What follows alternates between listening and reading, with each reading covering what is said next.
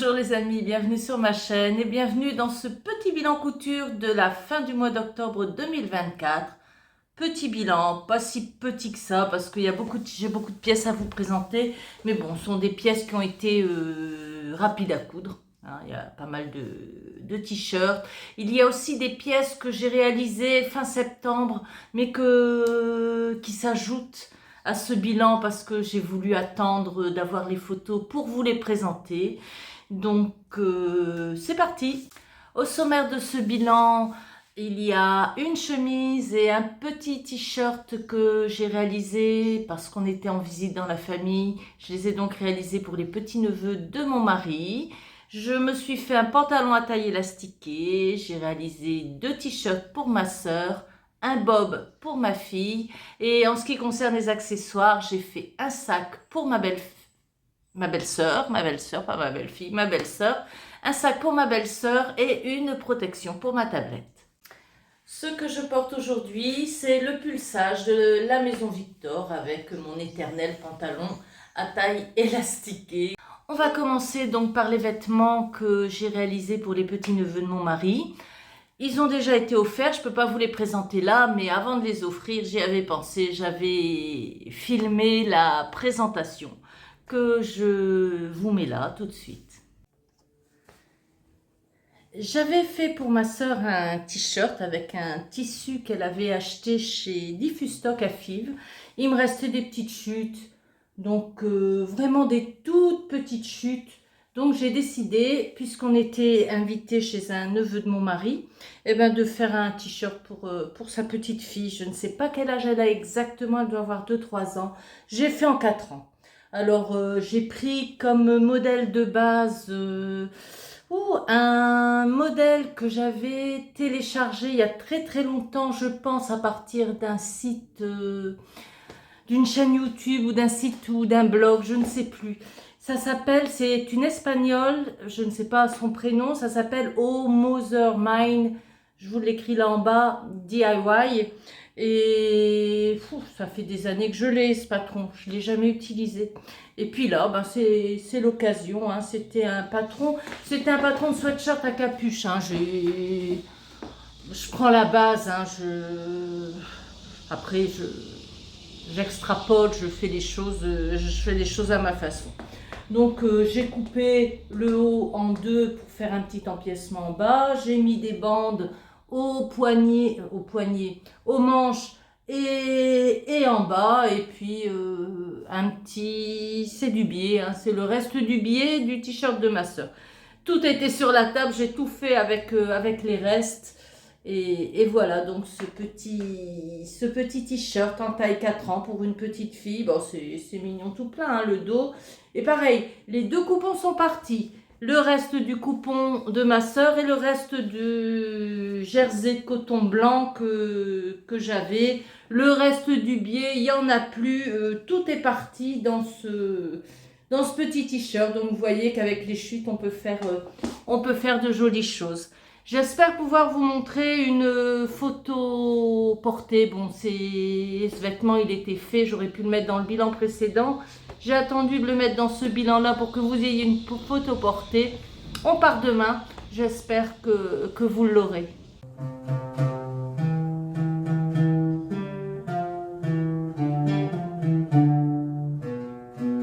Et pour le grand frère, lui non plus, je ne sais pas exactement quel âge il a. C'est un neveu de mon mari que je n'ai pas vu depuis très longtemps.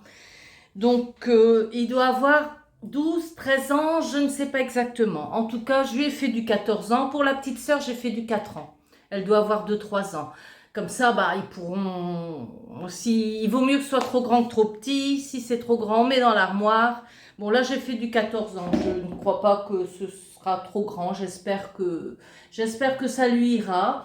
Donc, c'est la chemise Pantera d'un octobre, dont je vous mets les références là parce que je ne me souviens plus.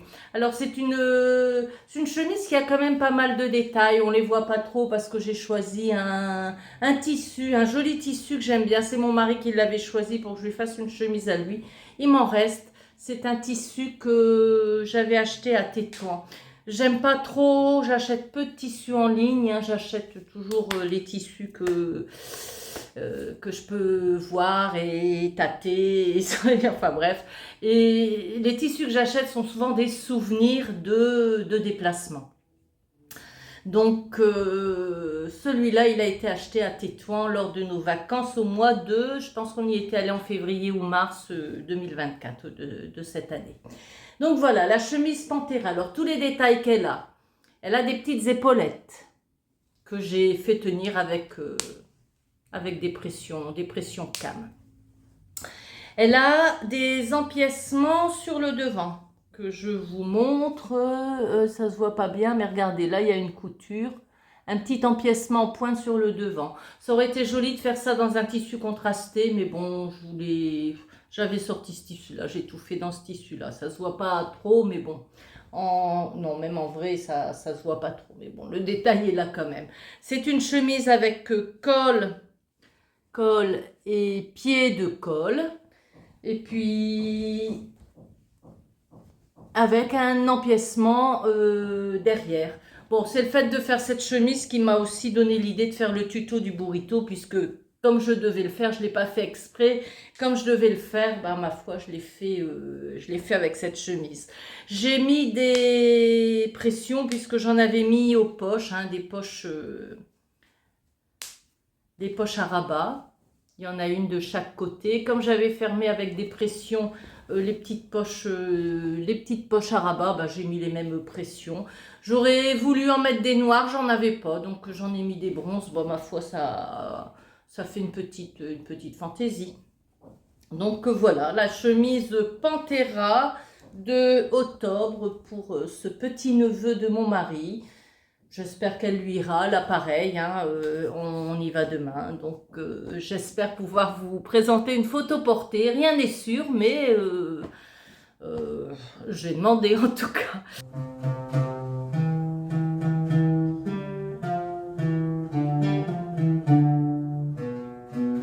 J'ai réalisé dans un tissu que j'ai acheté à Marrakech, un tissu léger, un tissu d'été, hein, donc je ne vais pas le mettre maintenant. Un pantalon à taille élastiquée.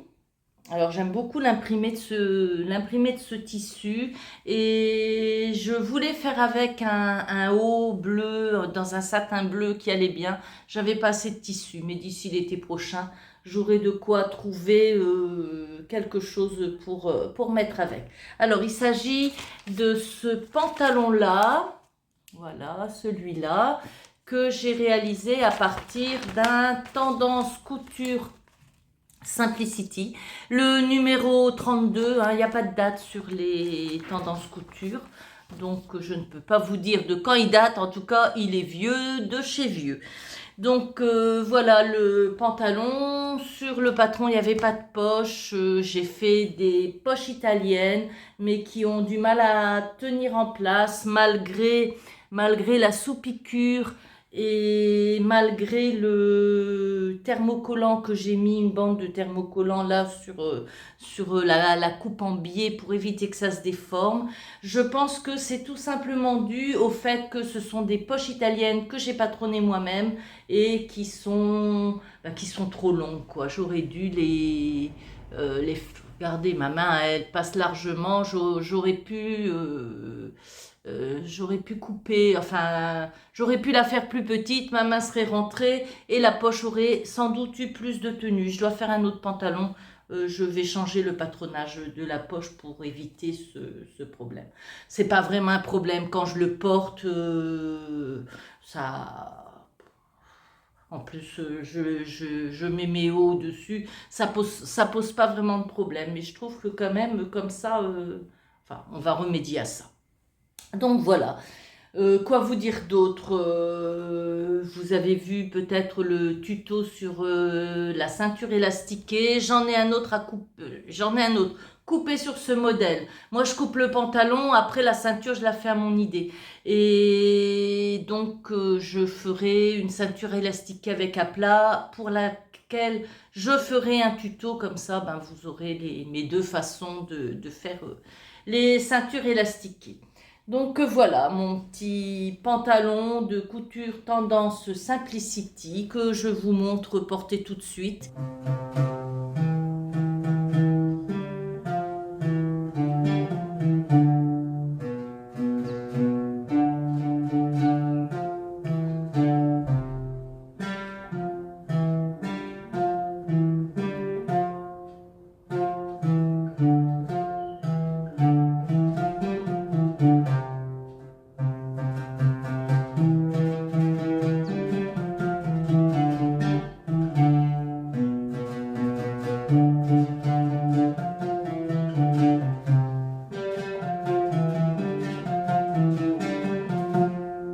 Les pièces suivantes ont été des pièces rapides à coudre, pareil, qui ne vont pas être portées tout de suite. Hein, sont les t-shirts de ma sœur.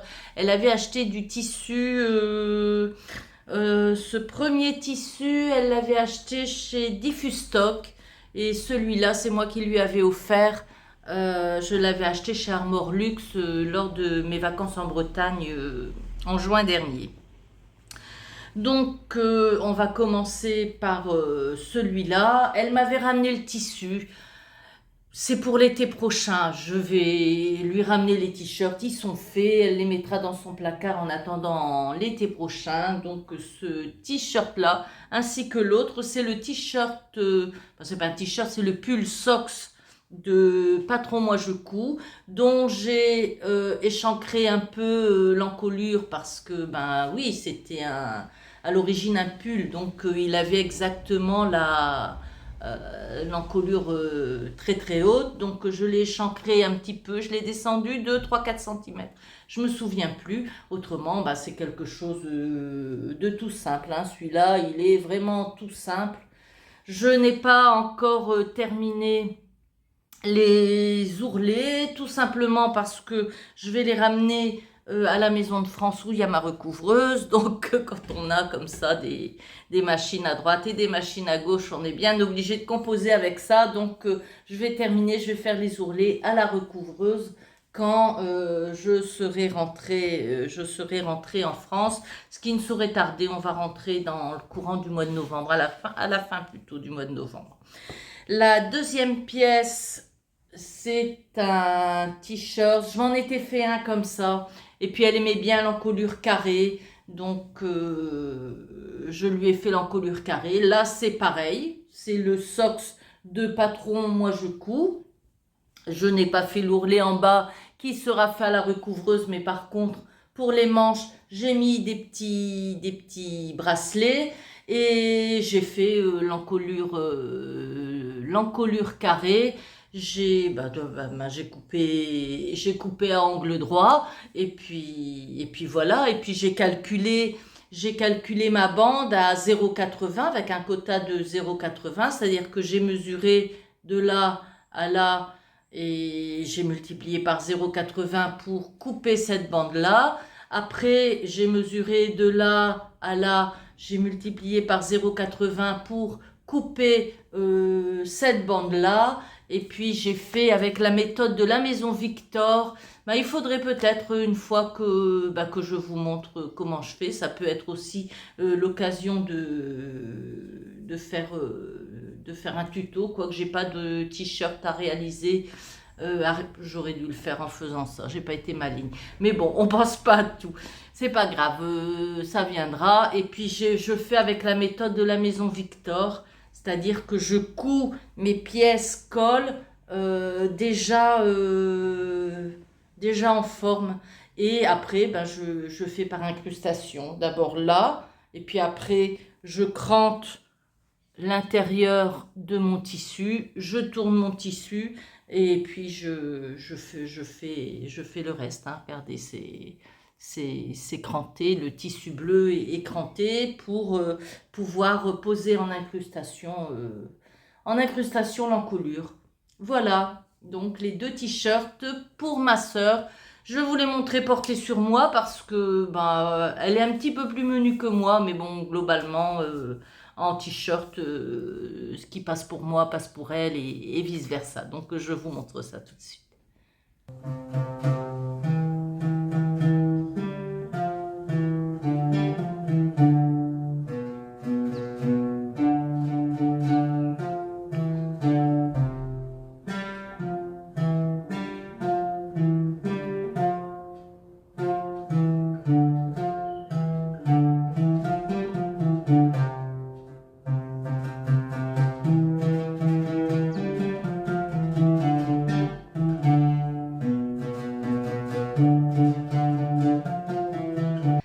réalisation suivante, elle est sur ma tête. C'est un nouvel exemplaire du Bob Fauve que j'ai réalisé pour ma fille pour lui offrir à Noël. L'appareil, il n'est pas tout à fait terminé parce que je vais mettre là sur le devant un flex que j'ai à la Maison de France qui représente un chat qui regarde comme ça. Ce sera rigolo. Donc voilà, j'avais déjà réalisé, je vous montre là la photo de ma sœur qu'il portait sur sa tête. J'avais déjà réalisé, mais ça avait été un flop complet. Je l'avais fait en taille 56 et puis pour finir, il s'avérait trop petit pour moi, donc c'est ma sœur qui l'a récupéré. Je ne sais pas si elle le mettra parce que franchement, là à l'intérieur, il n'est pas joli du tout. J'ai voulu faire à ma façon, ça n'a pas marché. En commentaire, une dame m'a dit, et je la remercie grandement, elle m'a dit que la vidéo de Maison Fauve montrait la version réversible du bob. Donc je me suis empressée d'aller voir et puis de suivre les explications d'Émilie pour faire ce bob-là. Et puis là, bah, franchement...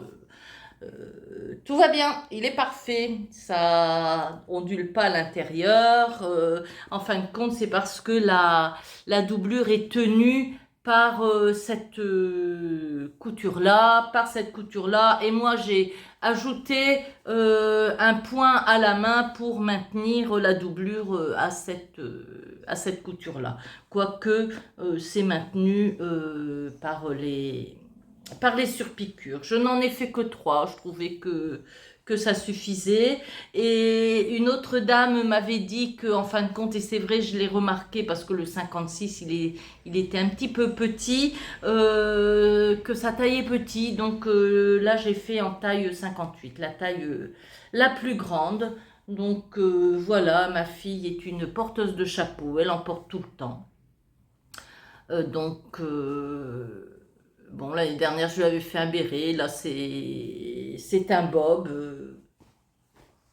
Il est bien joli. Moi, je le trouve très, très joli. Il est réalisé dans un velours d'ameublement pour l'extérieur qu'on achète ici sur les marchés qui servent à habiller les banquettes.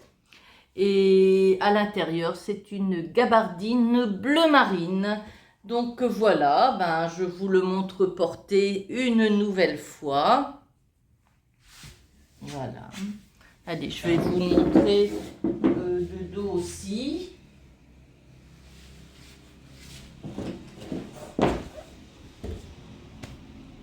Chronologiquement, la réalisation suivante est un sac que j'ai fait pour ma belle-sœur Najia. Moi j'ai mes sacs à projet pour la broderie, pour le tricot, tout ça. Elle avait vu celui-là, alors c'est marrant, elle me dit c'est toi qui as fait ça? Et à chaque fois que je lui dis, elle me dit ah bravo Martine. C'est rigolo. Donc je lui ai fait un sac tel que, enfin qui ressemble à l'un de ceux que j'avais fait. J'ai filmé avant de lui offrir, là c'est pareil, ils sont venus une semaine et puis ils sont repartis.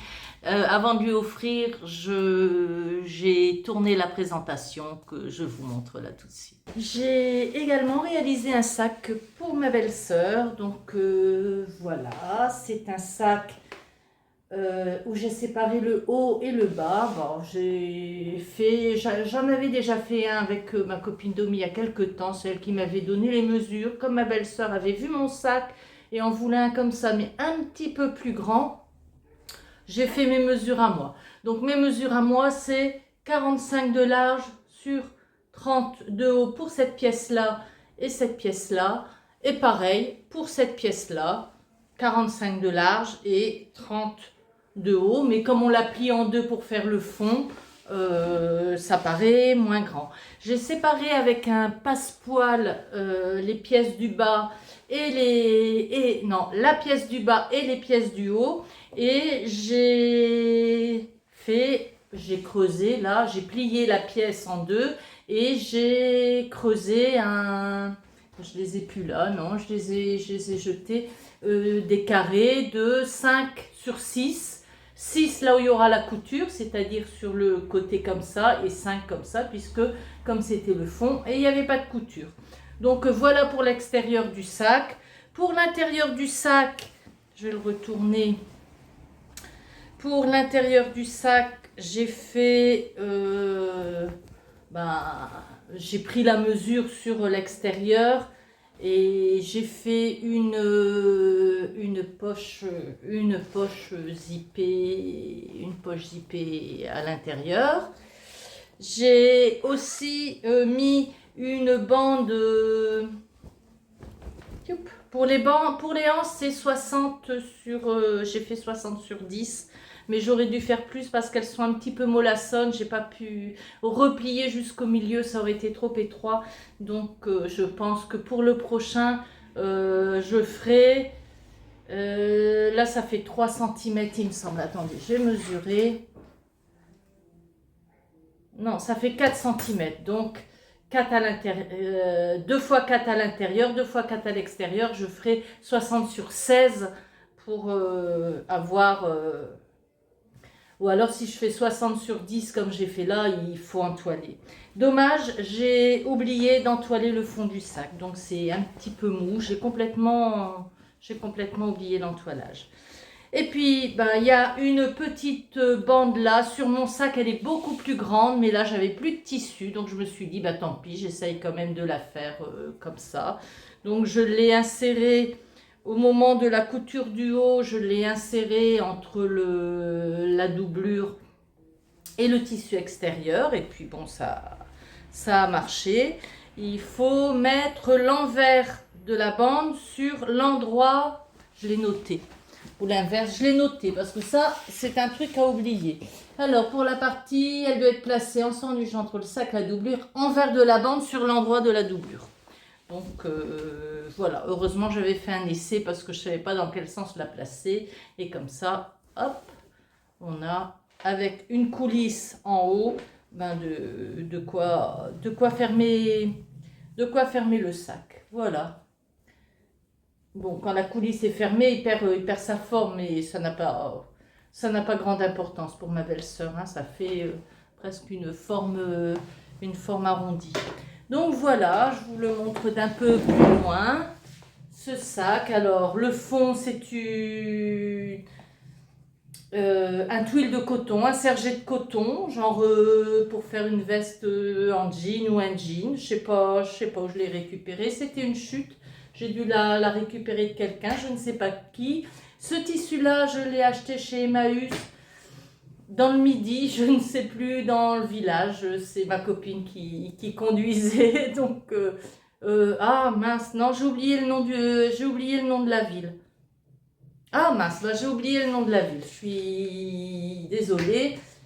Et voilà, c'est à côté de Cannes en tout cas. Et bon, je l'ai acheté chez Emmaüs, c'était toute une couverture de canapé. Donc voilà, bah, je trouve que ça fait bien joli ce tissu-là avec le bleu marine. Et le tissu de l'intérieur, c'est du tissu que j'ai acheté chez Toto, c'était un coupon. Donc voilà l'intérieur.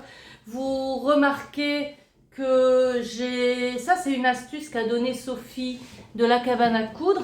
En fin de compte, je fixe ensemble ces parties-là de la doublure et de l'extérieur dans la marge de couture, ce qui fait que la doublure elle va pas sortir du sac, quoi. Donc voilà mon petit sac pour ma belle-sœur.